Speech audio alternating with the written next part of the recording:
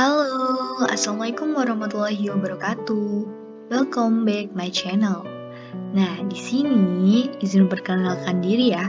Nama aku Asa Juliana, NIM 21231061 dari Prodi D3 Analisis Kimia, Fakultas Matematika dan Ilmu Pengetahuan Alam, Universitas Islam Indonesia. Nah, pada kesempatan kali ini, izinkan aku berbagi ilmu pengetahuan kepada teman-teman semua, terutama di bidang kimia ya. Aku yakin teman-teman semua yang anak SMA kimia ataupun SMK analisis kimia ataupun dari teman-teman SMA, SMK atau teman-teman mahasiswa yang lain yang mendapatkan mata pelajaran kimia ataupun mata kuliah kimia. Nah, pasti udah nggak asing lagi ya sama materi satu ini. Nah, di sini aku akan menjelaskan tentang materi kesetimbangan kimia. Oke, next aja ya. Nah, tahu nggak sih? Nah, kalian semua tahu nggak sih apa yang dimaksud dengan kesetimbangan kimia? Nah, kalau yang belum tahu dan masih asing, yuk kita sama-sama pelajari tentang kesetimbangan kimia, mulai dari jenis-jenisnya, persamaan reaksi, hingga tetapannya. Nah, oke, di sini, kamu pernah nggak sih ikut ibu kamu ke pasar membeli beras? Misalnya, kamu dan ibumu membeli beras sebanyak 1 kilo, lalu pedagang pasti akan mengukur dengan anak timbangan yang memiliki massa sebesar 1 kilo pula kan? Oke, nah tentu saja pedagang tersebut juga akan memastikan agar berat beras itu dalam keadaan setimbang dengan anak timbangannya. Kasus ini pasti kalian udah pernah kan ya ke pasar, entah itu menemani ibu berbelanja, ataupun kalian yang disuruh ibu kalian membeli bahan-bahan pokok ya, seperti beras.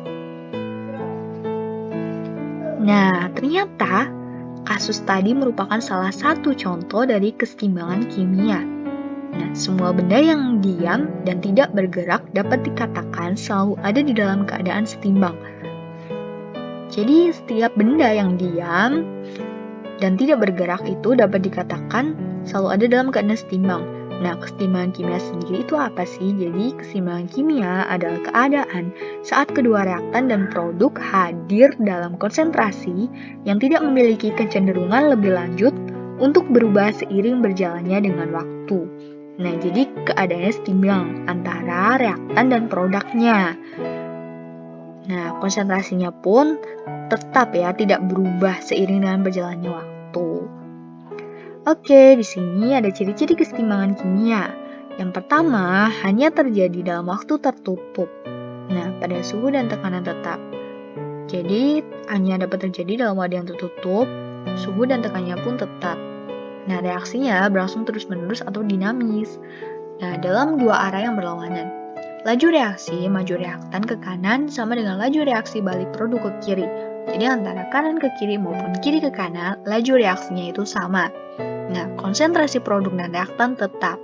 Terjadi secara mikroskopis pada tingkat partikel zat, semua komponen yang terlibat dalam reaksi tetap ada, kemudian tidak terjadi perubahan yang sifatnya dapat diukur maupun diamati. Oke, itu tadi ciri-ciri kesetimbangan kimia.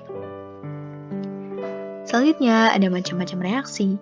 Yang pertama, ada reaksi satu arah atau tidak dapat balik, irreversible. Nah, di sini ada contohnya CH4 plus O2 menghasilkan CO2 plus H2O. Nah, CH4 plus O2 ini dapat dikatakan sebagai reaktan ya. Nah, CO2 plus H2O dikatakan sebagai produk. Nah, di sini dikatakan satu arah atau tidak dapat balik, dikatakan irreversible itu bagaimana? Jadi, CH4 plus O2 direaksikan kan menghasilkan CO2 plus H2O. Nah, CO2 plus H2O ini tidak dapat kembali lagi menjadi CH4 plus O2. Jadi, produk yang dihasilkan tidak dapat kembali lagi menjadi reaktan. Nah, ibaratkan gini teman-teman, gampangannya di saat teman-teman itu membakar sebuah kertas.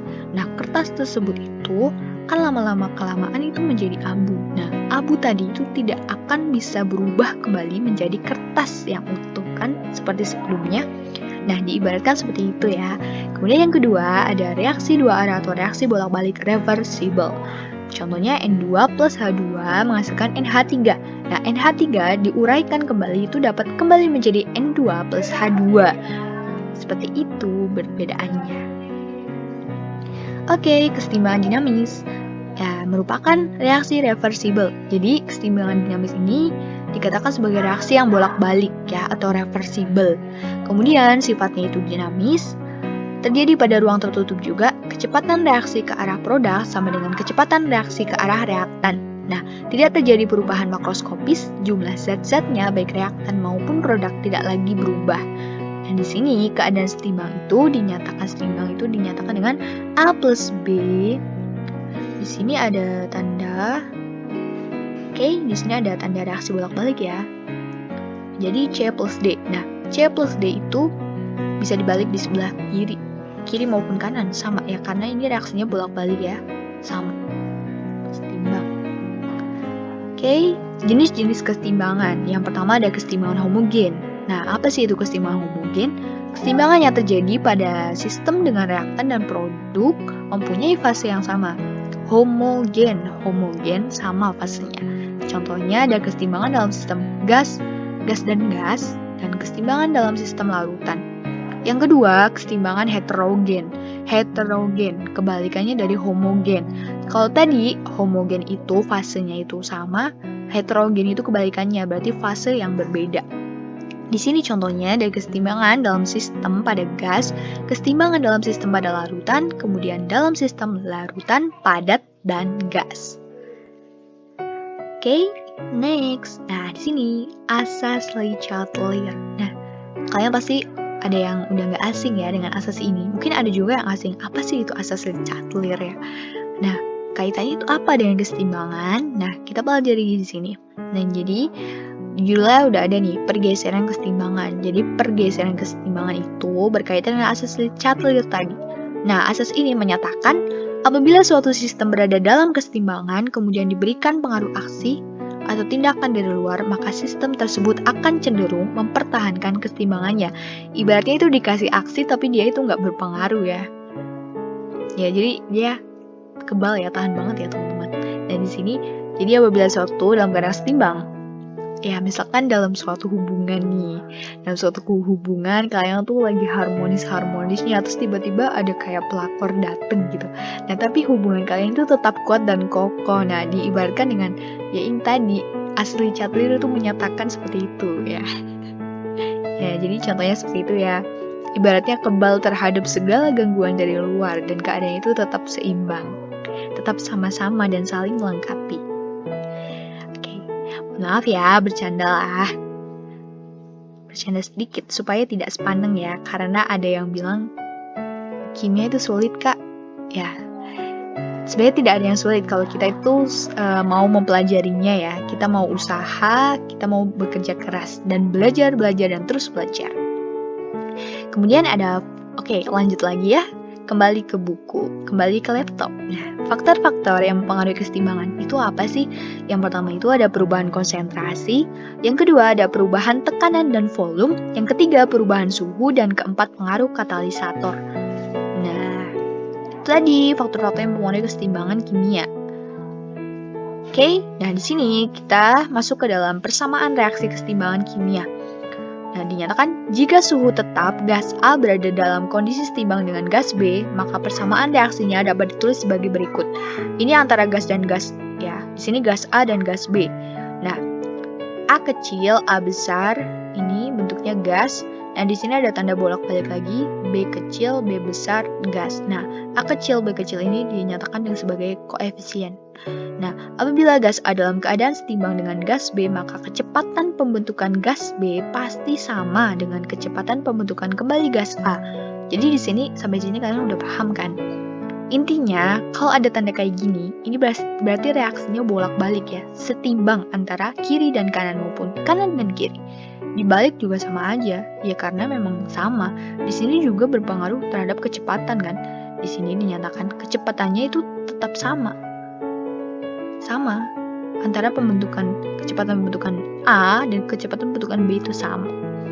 Nah, jadi tiap gas A berubah sebanyak A mol, maka B juga akan berubah sebanyak B mol. Perbandingan mol A dan mol B akan selalu tetap. Nah, ini dia, selain berpengaruh terhadap kecepatan yang tetap, di sini juga molnya tetap. Jadi kalau yang mol A ini berubah atau bertambah, nah mol B juga ikut bertambah. Kalau berkurang ya ikut berkurang. Jadi mereka ini saling melengkapi antara kiri dan kanan ya. Sama-sama. Jadi seimbang terus mereka jalan berdua seimbang. Nah, mereka juga kalau ada perubahan satu aja, nah yang satu juga ikut berubah gitu. Saling mengikuti dan saling melengkapi. Ya, ibaratkan suatu cinta sejati ya. Oke, lanjut. Nah, di sini tetapan kesetimbangan kimia. Jadi merupakan angka yang menunjukkan perbandingan secara kuantitatif. Nah, dapat dihitung ya, kuantitatif biasanya itu berupa angka antara produk dan reaktan. Secara umum, reaksi kesetimbangan dapat dituliskan sebagai berikut. Nah, koefisien A ditambah B, ini reaksi bolak-balik C plus D ya, jadi sama. Saat di dalam reaksi kesetimbangan dilakukan aksi, maka kesetimbangan akan bergeser dan sekaligus mengubah komposisi zat. Komposisi zat penyusunnya juga berubah untuk kembali mencapai kesetimbangan. Jadi secara umum dapat dikatakan tetapan kesetimbangan merupakan perbandingan hasil kali molaritas produk dengan hasil kali molaritas reaktan yang masing-masing dipangkatkan dengan koefisiennya. Nah, di sini ada rumus tetapan kesetimbangan yang dinyatakan dengan K besar. Nah, A kecil ini koefisien ya. Oke, di sini udah ada rumusnya, teman-teman udah sama-sama bisa lihat. Nah, keterangannya K besar itu tetapan kesetimbangan yang ditanyakan ya. Ini rumus kesetimbangan karena kita sedang membahas tentang kesetimbangan kimia. Kemudian A besar merupakan molaritas zat A. Ya, M besar ya. Molar. Nah, A, B, C, D yang kecil ini adalah koefisien masing-masing zat. Ya, biasanya tetapan kesetimbangan itu dinyatakan dengan K besar. Nah, sering juga dituliskan dengan KC. Oke, kita masuk ke dalam contoh ya, contoh soal kesetimbangan kimia. Nah, di sini ada satu soal. Mungkin ada teman-teman yang, wah, ini gampang Kak soalnya. Wah, ada juga ya, wah, sulit gitu kan. Ya, di sini kita akan bersama-sama ya mengupas soal yang satu ini. Jadi ada soal 1 liter campuran gas pada suhu 100 derajat Celcius pada keadaan setimbang mengandung 0,0045 mol dinitrogen tetraoksida dan 0,03 mol dinitrogen dan nitrogen dioksida tadi. Nah, tuliskan rumus tetapan kesetimbangan gas tersebut dan hitung tetapan kesetimbangannya. Ya, dapat udah dikasih tahu tadi ya rumusnya. Nah, ini tadi rumusnya boleh dicatat, boleh di screenshot ya. Atau mungkin ada yang udah punya rumusnya, ya boleh dibuka kembali bukunya ya. Nah, di sini, yang diketahui kita tulis dulu ya, itu ada berarti suhu ya, suhu 100 derajat Celcius. Nah, keadaan setimbang mengandung yang pertama ini dinitrogen tetraoksida sebanyak 0,0045 mol dan nitrogen dioksidanya itu sebanyak 0,03 mol. Oke, langsung ya. Ajaib banget langsung muncul jawabannya. Oke. Nah, di sini N2O4. Nah, ini tadi apa teman-teman? Dinitrogen tetraoksida. Nah, bentuknya itu kan gas. Direaksikan ya. Ini reaksi bolak-balik tandanya. Menghasilkan nitrogen oksida. Nah. Oke, tadi sebanyak berapa? Nitrogen dioksida. Nah, dinitrogen tetraoksida menghasilkan nitrogen dioksida. Persamaan di atas harus disetarakan dulu. Nah, dapat kita lihat ya. Mungkin kalau yang teliti ini pasti langsung, wah ini belum seimbang nih, keadaannya belum seimbang. Nah, di sini N-nya ada berapa? N-nya ada 2. Nah, di sebelah kanan ada 1. Nah, kalau nggak ada ini bisa dinyatakan dengan 1 ya.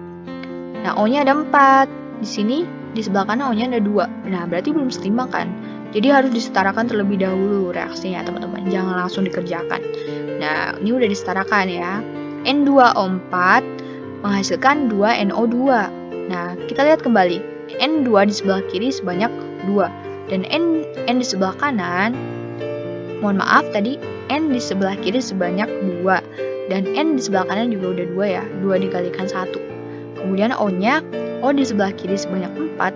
O di sebelah kanan juga 4. 2 dikali 2 sama dengan 4. Nah, reaksi ini udah dalam keadaan setimbang.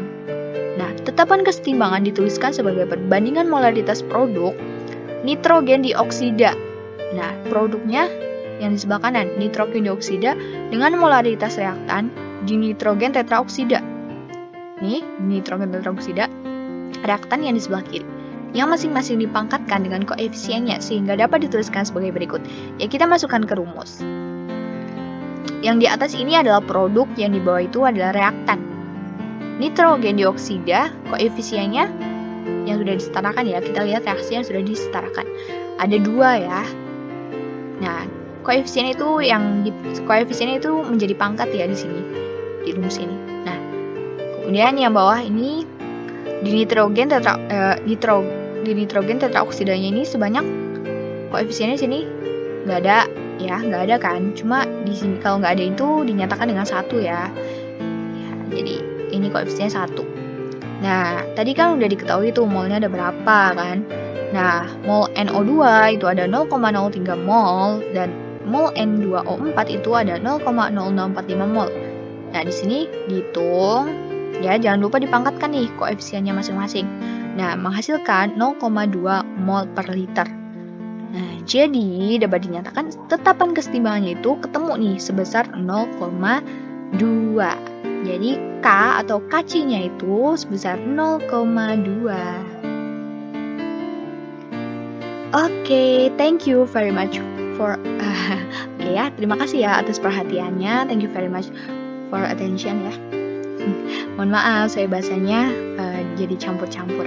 Oke, teman-teman semua terima kasih atas perhatiannya. Mohon maaf bila ada kesalahannya. Dan any question ya, jadi adakah pertanyaan, kalau misalkan ada yang perlu didiskusikan, ditanyakan, kalau misalkan saya bisa membantu, akan saya jawab. Bisa tuh di chat di kolom komentar juga boleh ya. Oke, jangan lupa like, comment, and subscribe channel YouTube Astrid Juliana. Oke, terima kasih. Wassalamualaikum warahmatullahi wabarakatuh.